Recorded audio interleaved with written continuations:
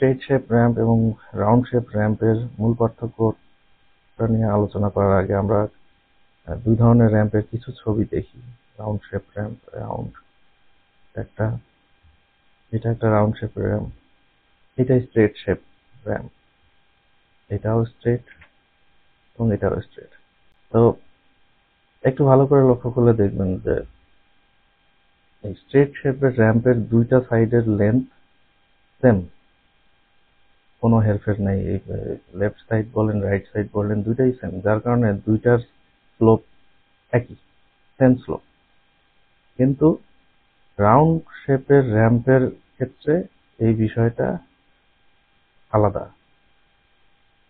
যেটা হয় সেটা হলো যে আউটার সাইডের যে লেন্থ সেটা ইনার সাইডের লেন্থ থেকে বেশি হয়, এবং এই কারণে সেম হাইটের জন্য আউটার সাইডের স্লোপটা ইনার সাইডের স্লোপ থেকে অনেক কম হয়।